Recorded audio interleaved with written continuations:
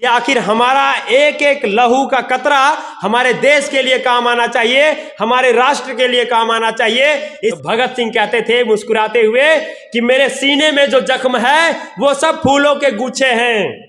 अरे मेरे सीने में जो जख्म है वो सब फूलों के गुच्छे हैं, और दुनिया वालों मुझे पागल ही रहने दो, क्योंकि हम पागल ही अच्छे हैं, हम पागल ही अच्छे हैं।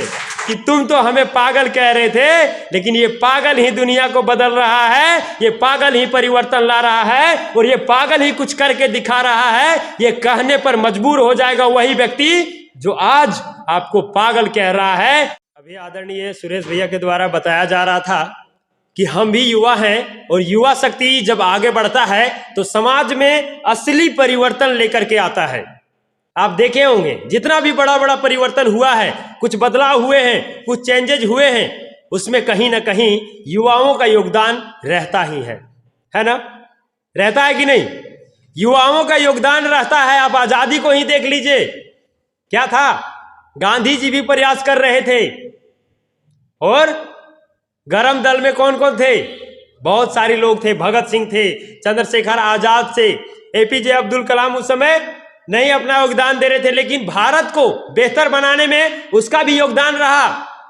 लेकिन आजादी के समय जिन्होंने अपना योगदान दिया था वो भी युवा थे।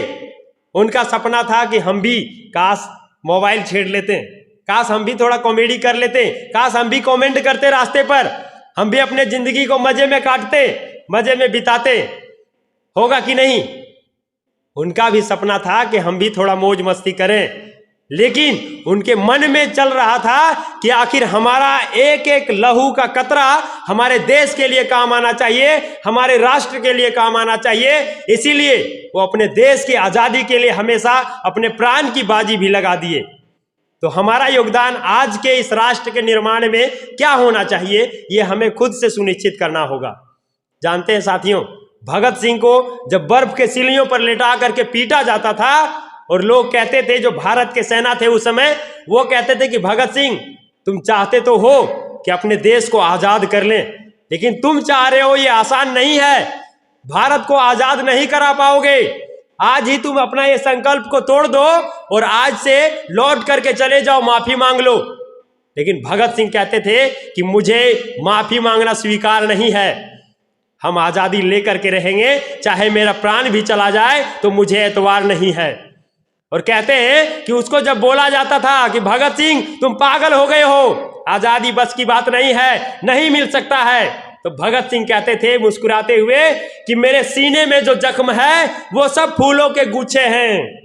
अरे मेरे सीने में जो जख्म है वो सब फूलों के गुच्छे हैं, और दुनिया वालों मुझे पागल ही रहने दो, क्योंकि हम पागल ही अच्छे हैं, हम पागल ही अच्छे हैं। उस तरह के विचार को हम लोग को भी लेकर के चलना होगा। हम भी अपने रास्ते में तो आगे बढ़ रहे हैं, लेकिन दुनिया वाले क्या कहते हैं? अरे देखते हो ये लड़का को देखो, पागल हो गया है, अब कुछ नहीं कर पाएगा, इसके बस की बात नहीं है। कहने वाले मिलते हैं कि नहीं?